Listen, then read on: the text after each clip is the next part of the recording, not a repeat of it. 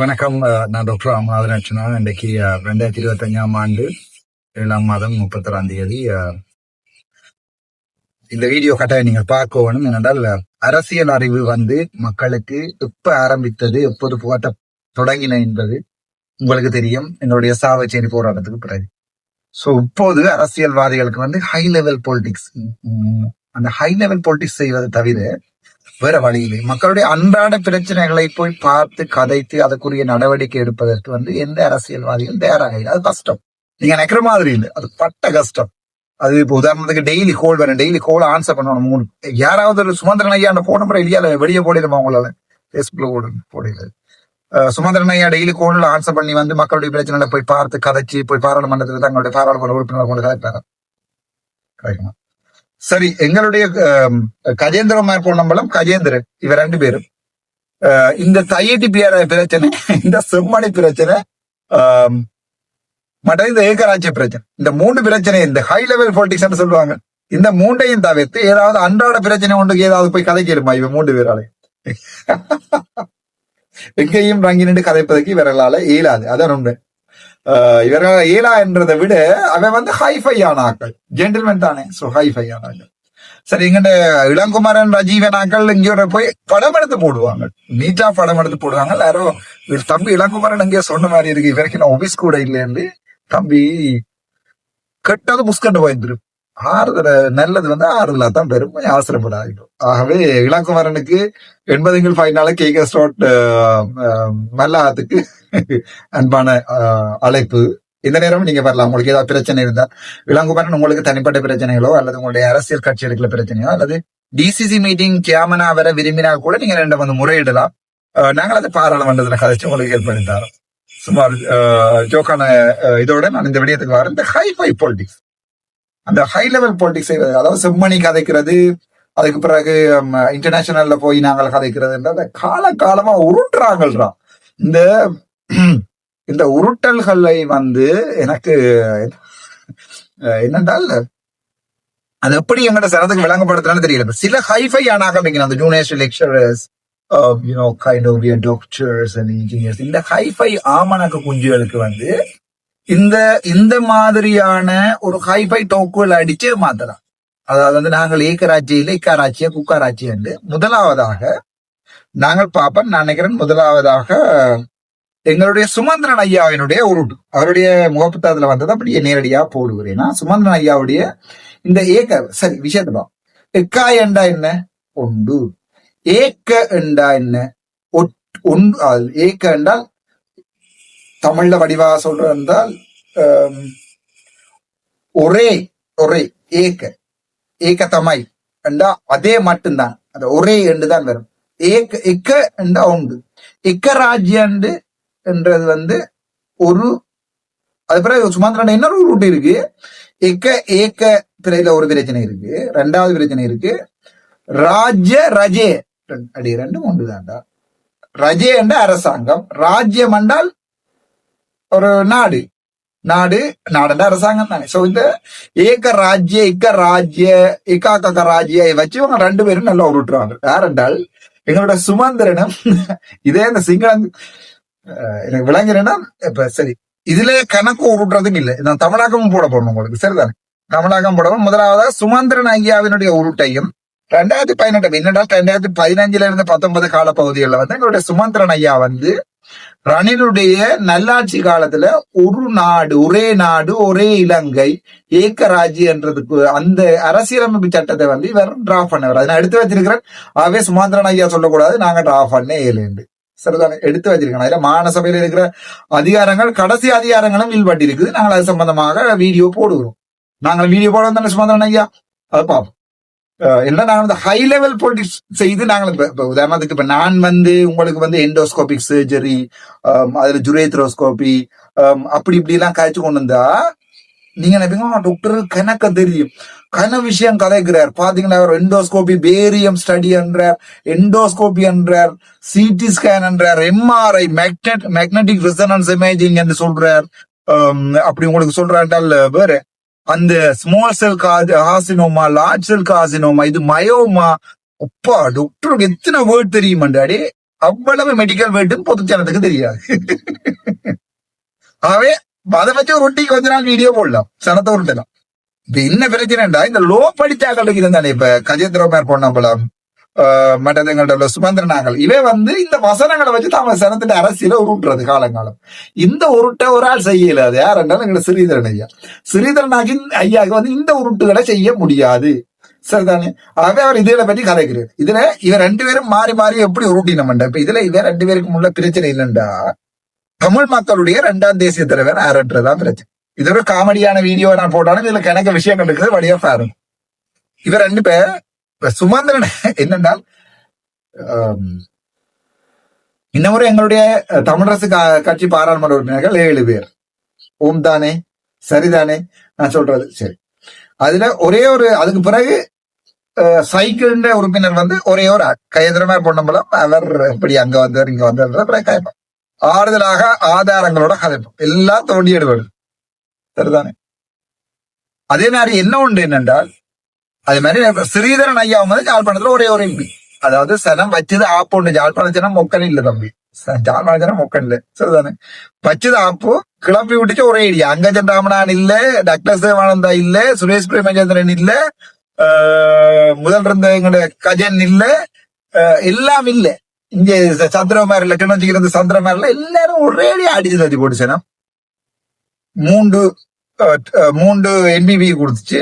ஒன்னு எனக்கு தந்துச்சுது, ஒன்று கயந்திரமார் பொன்னம்பலம் அப்படியே எடுத்துக்கொண்டார். எடுத்துக்கொண்டு சிறிதரன் ஐயாக்கு கிளிநொச்சி வாக்குகளால், பாவம் ஏழைகள், முட்டாள்கள், ஏழைகளுடைய வாக்குகளால் கிளிநொச்சி சேனம் பாவம். இதுக்கு மேல எனக்கு வசனம் சொல்லவே இல்லை. அங்க இருக்கிறது சாப்பாட்டுக்கும் வழி இல்லாம என்ன செய்யறேன்னு தெரியாம பஸ்ல வந்துறங்கி 5000 ரூபாய் காசுக்கு சனம் இந்த அரசியல்ல அடிபடுது. அதான் பிரச்சனை. அதுக்கு நாங்க ஒண்ணும் செய்யல. பார போட்டு விட்டாங்க ரோட்டு நடுவில், அதுல குட்டிச்சு நாசமாகுது சனம். ரோட்ல அடிபட்டு சாகுது.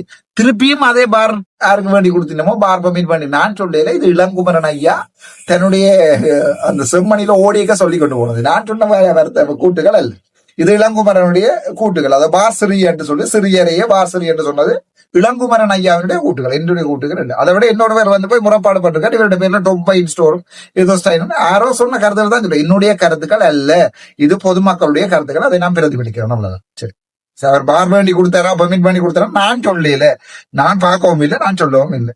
முதல் தொடக்க காலத்துல என்பிபி அரசாங்கம் வந்து குளாரி அடிச்சது பாலிஸ் போட போறோம், அவ்வளவுதான். இப்ப அதை பற்றி போடுறது இல்லை. விஷயத்துக்கு நேரம் வருவோம்.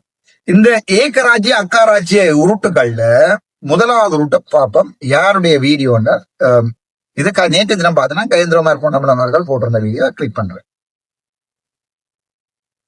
சுமந்திரன் அப்படியாக அவர் நடந்து கொள்வது மிகவும் துரதிருஷ்டவசமானது. அவர் அப்படியாக நடந்து கொள்கிறார் என்ற காரணத்துக்காக நாங்கள் ஏற்கனவே எடுத்திருக்கிற முடிவில இருந்து மாறுவதற்கு நான் விரும்பவில்லை. அவர்களை நான் விமர்சிக்க போவதில்லை. ஆனால் மக்கள் மத்தியிலே ஒரு குழப்பத்தை ஏற்படுத்துகிற வண்ணமான சில கருத்துக்கள் சொல்லப்படுகின்றன. நாங்கள் ஏக்கிய ராஜ்யத்துக்கு எதிரானவர்கள், அதுல எந்த மாற்று கருத்தும் கிடையாது. ஏக்கிய ராஜ்யம் என்று இன்றைக்கு அரசியலமைப்பிலே ஒற்றையாட்சிக்கு என்று சொல்லப்படுகிற பதத்துக்கு நாங்கள் எதிரானவர்கள், நாங்கள் ஒற்றையாட்சிக்கு எதிரானவர்கள். கஜேந்திரகுமார் பொன்னம்பலம் ஏன் சிங்களத்திலே அதை சொல்லிக் கொண்டிருக்காருன்னு எனக்கு புரியவில்லை. தமிழ் மக்களோட தமிழ்ல பேசுற போது மேக்கிய ராஜ்யம் சொல்றாரு, ஒற்றையாட்சின்னு சொல்லாம ஒற்றையாட்சிக்கு தான் நாங்கள் எதிரானவர்கள். சரி, ஆங்கிலத்திலே சொல்றதா என்றால் யூனிட்டரி ஸ்டேட்டுக்கு நாங்கள் எதிரானவர்கள். ஒற்றையாட்சி, யூனிட்டரி ஸ்டேட் என்ற சொற்பதங்களுக்கு நிகரான சிங்கள பதம் ஏக்கிய ராஜ்யம் என்று பாவிக்கப்படுகிற போது அதற்கு நாங்கள் எதிரானவர்கள். ஆனால் அவர் என்ன செய்ய பார்க்கிறார் என்றால், 2016 19 வரையிலே தயாரிக்கப்பட்ட அரசியலமைப்பு வரைவிலே அந்த சொல் பாவிக்கப்பட்டிருக்கிறது. அந்த சொல் தனியாக பாவிக்கப்படவில்லை. அவர் மக்களை பிழையாக வழிநடத்துகிறார். பாவிக்கப்பட்ட சொற்றொடர் ஏக்கிய ராஜ்ய ஸ்ட்ரோக் ஒருமித்த நாடு. அங்கே ஏக்கிய ராஜ்ய என்று சொல்லுவது ஒரு நாடு. ராஜ்ய என்ற சிங்கள சொல்லுக்கு அர்த்தம் நாடு. ரஜய என்று சொன்னால்தான் ஆட்சி முறை அல்லது அரசாங்கம். இது தமிழ் மக்கள் பலருக்கு தெரியாமல் இருக்கலாம், ஆனால் கஜேந்திரகுமார் பொன்னம்பலம் நல்லாவே தெரியும். அவருக்கு தமிழை விட சிங்களம் கூடுதலாக தெரியும். ஆனபடினால அவர் இதை தெரிந்து கொண்டேதான் இப்படி பிள்ளையாக வழி நடத்துகிறார். ஏக்கிய ரஜ என்ற சொல்லு பாவிக்கப்படையில் ஏக்கிய ராஜ்யம் ஒரு நாடு. அந்த ஒரு நாடு என்றதைத்தான் தமிழிலே ஒருமித்த நாடு என்று சொல்லப்படுகிறது. அது மட்டுமல்ல, அந்த சொற்றொடர் பாவிக்கப்பட்ட அதே உருப்புரையிலே அதுக்கான வரைவிலக்கணம் கொடுக்கப்பட்டிருக்கிறது. என்ன சொல்லை பாவித்தாலும் இந்த சொல்லினுடைய அர்த்தம் இதுதான் என்று அங்கேயே சொல்லப்பட்டால் அதுதான் அதனுடைய அர்த்தம். வரைவிலக்கணம் என்ன சொல்லுகிறது? மத்தியிலும் மாகாணங்களிலும் அரசியலமைப்பிலே சொல்லப்பட்டதன்படி அதிகாரங்களை பிரயோகிக்கிற நாடு என்று சொல்லப்பட்டிருக்கிறது. ஏன் மத்தியிலும் மாகாணங்களிலும் என்று சொல்லப்பட்டிருக்கிறது? ஏனென்றால் இது ஒற்றை ஆட்சி அல்ல. ஒற்றை ஆட்சி என்றால் மத்தியிலே மட்டும்தான் அதிகாரங்கள். ஆனால் அதே உறுப்புரையில சில சட்டங்கள்ல வரைவிலக்கணம் கடைசியில ஒரு இடத்துல போடுவார்கள். இந்த சொற்களுக்கான வரைவிலக்கணங்கள் இதுதான் என்று கடைசி உறுப்புரையா இருக்கும். இது அப்படி அல்ல. அதே உறுப்புரையிலேயே இந்த வாசிக்கிற போதே தெளிவாக இருக்க வேண்டும். என்னத்தை சொல்லுகிறார்? எழுதப்பட்டிருக்கிறது மத்தியிலும் மாகாணங்களிலும் அரசியலமைப்பில் சொல்லப்பட்டபடி அரசு அதிகாரங்களை உபயோகிக்கிற நாடு. ஆகையினாலே அது ஒற்றையாட்சியே அல்ல. அதை படிக்கிறவர்களுக்கு தெரியும். அங்கு 10 மத்தியிலே ஒரு அலகும் 9 மாகாணங்கள் 10 அலகுகளிலே ஆட்சி நடைபெறுகிற நாடு என்று வரைவிலக்கணத்திலே கருப்பும் வெள்ளையுமாக எழுதப்பட்டிருக்கிற போது அதை பற்றி கதைக்காமல் அந்த சொற்றொடருடைய முழு சொற்றொடரையும் உபயோகிக்காமல் வேண்டுமென்றே ஏக்கிய ராஜ்யம் என்று தமிழ்ல பேசுற போதும் சிங்கள சொல்ல பாவித்துக் கொண்டு மக்களை தவறாக வழிநடத்துகிறார். இது துரதிருஷ்டவசமான ஒரு விஷயம். நான் முதலே சொன்னதை போல அவரை விமர்சிப்பதற்காக நான் இதனை செய்யவில்லை, தெளிவுபடுத்தலுக்காக மட்டும்தான் செய்கிறேன். மற்ற கட்சிகளை தமிழ் கட்சிகளை நாங்கள் விமர்சிக்க போவதில்லை. இது ஒரு வகை உருட்டு சரிதானே? அதாவது மகேந்திரமார்க்கு அடிக்கிறாரு என்னண்டா, இது ஏக்கராஜ்யவாம். ஏக்கராஜ்யம் ஒரு நாட்டுக்குள்ள 10 அலகாக இயங்குறதுக்கு தானே இவற்றை இந்த உருட்டு சரிதானே? இவற்ற உருட்டுக்கு இவர் இது ஒரு பதில் உருட்டு. முதல் උරුට්ටු යාට එන කේන්ද්‍රමාර්ග පොණබලදින්නේ උරුට්ටු. ඔබතුමාගේ ප්‍රශ්නය ෆෙඩරල් ක්‍රමයක්ද ඕනේ කියන එක. එහෙම එකක් ඕනේ නැහැ. දැන් මං කියන්නේ දැන් තියෙන මේ පළාත් සභා ක්‍රමය පොඩ්ඩක් වෙනස් කරමු. අපේ ජනතා ලෑස්ති මේක පිළි අරගෙන එක රටේ ජීවත් වන ජන කොටස් වශයෙන් අපේ එකඟතාවය දෙන්න කැමැති. ඒක අපේ මැතිවරණ ප්‍රකාශනවල අපි කියලා තියෙනවා. ඒකට තමයි අපිට ජනවරමක් දී තියෙනවා. රනිල් වික්‍රමසිංහ මහත්මයා අපිව මේ සාකච්ඡාවලට එන්න කියලා ඉල්ලා තියෙන මේ අවස්ථාවේදී ජනාධිපතිතුමාගෙන් ඉල්ලන දේ සිංහල ජනතාවටත් ඇත්ත කියන්න ඕනේ, දෙමළ ජනතාවටත් ඇත්ත කියන්න ඕනේ. සිංහල ජනතාවට ඇත්ත වශයෙන්ම දෙමළ ජනතාවගේ ප්‍රශ්නයට විසඳුමක් සොයා ගන්නවා නම් ඒක ෆෙඩරල් ක්‍රමය තුලින් පමණයි කියන ඇත්ත සිංහල ජනතාවට කියන්නම අවශ්‍යයි. ඒ වගේම දෙමළ ජනතාවට කියන්න ඕනේ අපි මෙතෙක්කල් ඕගොල්ලෝගේ ප්‍රශ්නය විසඳ ගන්නවායි කියලා ඒකීය රාජ්‍ය තුල මේ ප්‍රශ්නය කොන් කරන්නට හදපු හැටියට ඉදිරියට අපි කරන්නේ නැහැ කියන ඇත්තත් පොරොන්දුවක් දෙමළ ජනතාවට අනිවාර්යයෙන්ම දෙන්න ඕනේ. இந்த வீடியோ பாத்தீங்கன்னா தெரியும். முதல்ல சுமந்திரன் உரையாற்றுவார். ஃபெடரல் முறையில, அதாவது ஃபெடரல் முறை என்று சொன்னால் ஒரு சுதந்திரமான முறை என்று வச்சுக் கொள்வோமே. அதாவது ஒரு நாட்டுக்குள்ள சுதந்திரமான இனங்களாக 2 நாடுகள் இருக்கிற ஒரு முறையில இருக்க வேண்டிய தேவை இல்லை என்றதை கட் பண்ணி போட்டிருக்கிறார். இவருடைய யாருடைய முகப்புத்தகத்துல போட்டிருந்த இந்த வீடியோ என்றால் எங்களுடைய கயந்திரமார் பொன்னம்பலத்தினுடைய முகப்புத்தகத்துல போடுற வீடியோ தான் போட்டிருக்கேன். ஃபெடரல் தேவையில்லை. சுமந்திரன் சொல்வதான அந்த வீடியோ கட் பண்ணி போட்டிருக்கார். ஃபெடரல் தேவையில்லை. ஒரு நாட்டுக்குள்ள அந்த சிங்களத்தினுடைய தமிழாக்கம் இது. ஒரு நாட்டுக்குள்ள நாங்கள் அதாவது எங்களுடைய உரிமைகளை பிரிச்சு கொண்டு வாழ்ந்து கொண்டு ஒரே நாட்டுக்குள்ள வாழ்வதற்கு எங்களுடைய மக்கள் தனக்கு வாக்களித்திருக்கிறார்கள், தனக்கு இதை தந்திருக்கிறார்கள், தனக்கு முடிவை தந்திருக்கிறார்கள் என்று சுமந்திரன் உருட்டுவார் முதலாவது வீடியோவில். கீழே இவர் 2வது வீடியோவில் உருட்டுவார் என்னண்டா, இல்ல சிங்கள மக்களுக்கு உண்மையை சொல்வதாக இருந்தால் நாங்கள் இந்த நாட்டிலே ஒரு நாட்டுக்குள் வாழ முடியாது தான் சொன்ன அந்த கதையை தான் ரணில் விக்ரமசிங்க அவர்களுடன் வரமாட்டேன். ஏனென்றால் அது சிங்கள மக்களுக்கும் தமிழ் மக்களுக்கும் உண்மையை சொல்ல வேண்டும் என்று உருட்டின வீடியோட்டை இவர் போட்டிருக்கார். இதுல என்னென்றால் திரும்ப இவர்கள் இதை ஞாபகப்படுத்தியிருக்காங்க. இவர்களுடைய உயிர் கடைசி நிலைமைக்கு போயிடுச்சு. அதாவது இந்த அரசியல் இப்படியான அரசியல் செய்பவர்களுடைய உயிர், அதாவது அரசியல் கடைசி காலங்கள் இப்போது தீர்மானிக்கப்பட்டதான் உண்மை. அதனாலதான் நீங்க பாத்தீங்கன்னா தெரியும், நான் எவ்வளவுதான் அடிச்சாலும், நான் எவ்வளவுதான் பிரச்சனைப்பட்டாலும் என்னோட வந்து யாருமே பிரச்சனைப்படுறதில்லை. ஸ்ரீதரன் ஐயாவா இருக்கட்டும், சுமந்திரன் ஐயாவா இருக்கட்டும், அல்லது வந்து கயேந்திரமார் பொன்னம்பலமா இருக்கட்டும், நான் சில விடயங்களை நேரடியாக தெரிவிக்கின்ற போது யாருமே என்னோட குழம்புவதில்லை.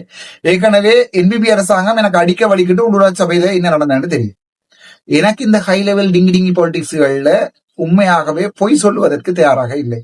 என்னை பொறுத்த வரைக்கும் என்னுடைய நிலைப்பாடு, இந்த நாட்டிலே நாங்கள் சமமாக மதிக்கத்தக்க ஒரு இனமாக வாழ வேண்டும், அவ்வளவுதான். அது தமிழராக இருக்கலாம், சிங்களவராக இருக்கலாம், முஸ்லிம்களாக இருக்கலாம், பரங்கியராக இருக்கலாம், யாருமே அந்த இனம் பெரிது, இது அந்த இனத்தினுடைய நாடு, இது இந்த இனம் பெரிது, இந்த இனத்தினுடைய நாடு என்று வாழ்வதற்கு நான் தயாராக இல்லை. இந்த இலங்கை என்பது ஒற்றுமையாக இனம் மத ஒற்றுமையோடு வாழ வேண்டிய ஒரு நாடு. இங்க பிரச்சனைக்கு வருவோம். மாகாண சபை.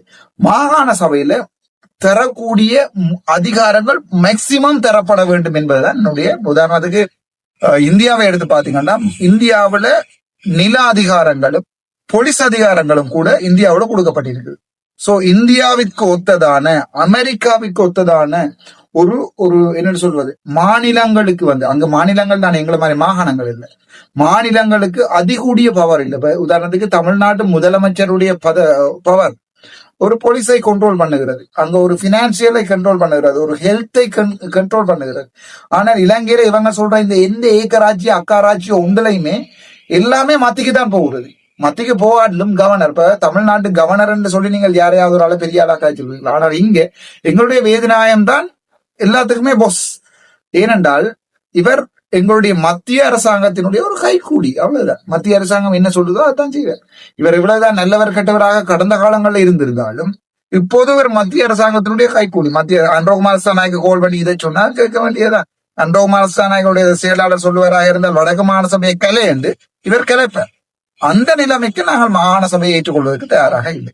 அதுதான் இப்போது பிரச்சனை. என்னென்றால் இந்த அரசாங்கம், என்பிபி அரசாங்கம் இப்போது கவுண்டு கொண்டு போய், நான் சொல்லிட்டேனே 2028 ஆண்டு நாமல் தான் ஜனாதிபதி, டவுட்டோ தம்பி, வெயிட் பண்ணி இருந்துப்பார்.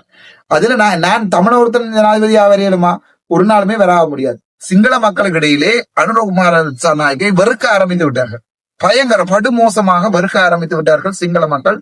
அனுரகுமார நாயக்க என்கிற நபர் இந்த நாட்டினுடைய சாபம் என்று சொல்வதற்கு கொமெண்ட் பண்ணுகிற அளவுக்கு மக்கள் பாதைகளிலே கதைப்பதற்கு வந்து, இப்போ உதாரணத்துக்கு அண்மைய தினங்கள்ல போய் பாத்தீங்கன்னு சொன்னா, இந்த அனுரகுமார நாயக்க அவர்களுடைய தேர்தல் விஞ்ஞாபனம் கூட இன்டர்நெட்ல இல்லாமல் ஒழிக்கப்பட்டிருக்கிறது. அந்த தேர்தல் விஞ்ஞாபனம் கூட இவர்கள் இன்டர்நெட்ல இருந்து எடுத்துட்டாங்க, உடமே இல்லை. ஏனென்றால் சொன்ன தேர்தல் விஞ்ஞாபனத்தில் சொல்லப்பட்ட ஒன்றுமே இது வரைக்கும் செய்யல. உதாரணத்துக்கு சின்ன கொஞ்சம் உதாரணங்களை பார்ப்போம். ஏன் நான் வந்து நாமல் ராஜபக்ச வந்து அடுத்த ஜனாதிபதி தேர்தலில் வெல்லலாம் என்பதற்குரிய கட்டியத்தை இப்பவே கூறியிருக்கு என்பதற்குரிய உதாரணத்தை சொல்லி பார்ப்போம். முதலாவதாக எனக்கு தெரிஞ்ச உதாரணம் சொன்னார்கள், உகண்டாவில இலங்கையினுடைய காசு இருக்கிறது, நாங்கள் வரும்போது கொண்டு வருவோம் என்றார்கள். கொண்டு வரவில்லை. இருந்த நாமல் ராஜபக்ச, மஹிந்த ராஜபக்ச, பசில் ராஜபக்ச எல்லாரும் காசு விலை அடிச்சுதான் அந்த பாதைகளை போட்டார்கள். அது அத்தனை ஃபைல் இருக்கு, இத்தனை ஃபைல் இருக்கு, ரெண்டு வரைக்கும் யாருமே கைது செய்யப்படவில்லை. இலங்கையினுடைய பாதுகாப்பை எடுத்து பார்த்தீங்கன்னு சொன்னா, இலங்கை ஒரு நாளைக்கு 7-8 பேர் சூடப்பட்டு செய்து கொண்டிருக்கோம். இலங்கையுடைய பாதுகாப்பு படுமோசமான போய் கொண்டிருக்கு. 2028 ஆண்டு நாங்கள் கட்டாயமே எங்களுடைய கடனை செலுத்த வேண்டி வரும். அப்போது அது பெரிய பிரச்சனையா இருக்க போகுது. அது பிறகு பாத்தீங்கன்னா அரளியகா மந்திரி என்று சொல்லி புலனறுவை ஏதோ தீசவாதி எந்த எக்ஸாக்டா தெரியாதபடியே சொல்றேன், டட்லி சேன் நாயக்கா என்று சொல்லப்படுகின்ற, டட்லி சேரநாயக்கா இல்ல டட்லி ஏதோ அவருடைய பேர், அதாவது வந்து மைத்தினுடைய தம்பியை வந்து இவர்கள் பிடிச்சு உள்ளுக்குள்ள போடுவான். டட்லின் ஹோட்டல் உடைப்பம், அதாவது அந்த வாவியை மேவி கட்டப்பட்ட கண்டெல்லாம் சொன்ன அதே லால்காந்த் இப்போ சொல்லுகிற பிறகு சொன்னார்கள் அந்த வேலி தான் மாறி அடைக்கப்பட்டிருக்கிறார்கள். இப்ப அது ஒன்றுமே இல்லை, டட்லின் ஹோட்டல் வந்து நோமலா தான் இருக்கு, டட்லின் ஹோட்டல் உடைக்க தேவையில்லை என்று சொல்லி மாறி தொம் பச்சை என்று சொல்றார்கள், பச்சை அடிக்கிறார்கள். அதே மாதிரி பாத்தீங்கன்னு சொன்னால் இந்த ஒவ்வொரு உதாரணத்துக்கு மருத்துவர்களுடைய சங்கமா இருக்கட்டும் அல்லது ஆசிரியர்கள் சங்கமா இருக்கட்டும், எல்லாருடைய முதுகிலும் அவர்களுடைய அறகலையால தான் இவர்கள் போராட்டத்தால இவர்கள் இதுக்கு வந்தவர்கள், எல்லாருடைய முதுகுலையும் குத்திட்டார்கள். அவங்க முழு பேரும் கடுப்பா இருக்கிறாங்க. மற்றது இப்ப இங்க நாங்கள் போடப்படுகின்ற வழக்குகளால ஏழை மக்களுடைய பொருளாதாரமோ அவர்களுடைய சாப்பாடோ அவர்களுடைய வாழ்வாதாரமோ மாறுதான்னு இல்லை. கொழும்புல போடப்படுகின்ற வழக்குகள் வந்து ஒவ்வொரு வழக்குகளும் அரசியல் பழிவாங்கலை ஒழிய இதால மக்களுடைய அன்றாட வாழ்க்கையில இந்த மாற்றம் இல்லை. மக்கள் எதிர்பார்த்த மாற்றம் இந்த அரசாங்கம் செய்யல. உதாரணத்துக்கு வடக்கு மாநிலத்தை எடுத்து பாத்தீங்கன்னு சொன்னால், எங்களுடைய நான் டிசிசி மீட்டிங்ல தெளிவாக சொல்லியிருக்கிறேன், கிருஷாந்தினுடைய ஓட், வைத்தியர் கிருஷாந்தினுடைய ஓட்ல 2 அக்கவுண்ட் புத்தகம் பிடிபட்டு இருக்கிறார்கள். இன்று வரைக்கும் அந்த புத்தகத்தை எடுத்தவர்கள் எந்த ஒரு போலீஸ் நடவடிக்கையுமோ நீதிமன்ற நடவடிக்கைகளுக்குமோ கொண்டு போவதில்லை. ஏனென்றால் மக்களுக்கு தெரியும் இந்த என்பிபி அரசாங்கம், அது இளங்குமரனா இருக்கட்டும், ரஜீவனா இருக்கட்டும், பவானந்தராயா இருக்கும், அவர்களால் இயலாது. அமைச்சராக இருக்கட்டும், சந்திரசேகர், அவர்களால் இயலாது. ஆகவே இந்த என்பிபி அரசாங்கத்தினுடைய நம்பிக்கை முற்று முழுதாக இல்லாம போய் கொண்டிருக்கிறது. தெற்குல என்பிபி அரசாங்கத்துடைய நம்பிக்கை போய் இல்லை, இவர்கள் சொன்னதெல்லாம் பொய், பட்ட பொய். இவர்கள் சொன்னார்கள் தாங்கள் வெஹிக்கிள் பாவிக்க மாட்டோம் என்று. வெஹிக்கிள் தாராளமாக பாய்க்கிறார்கள். சொன்னார்கள் அரசாங்கத்தில் இருக்கிற விலை கூடின வெஹிக்கிள் எல்லாத்தையும் விற்க போறோம் என்று. வித்து அதை அறகுறைக்கு வித்த என்று சொல்லி அதை இவர் சொல்லி யாரு எங்களுடைய தயாசிரி அவர்கள் சொல்லி பிரச்சனை நடந்து கொண்டிருக்கு. அது பிறகு ஒவ்வொரு பிரச்சனை இப்படி உங்களுக்கு தெரியும், நான் ஒன்றா சொல்ல தேவையில்லை.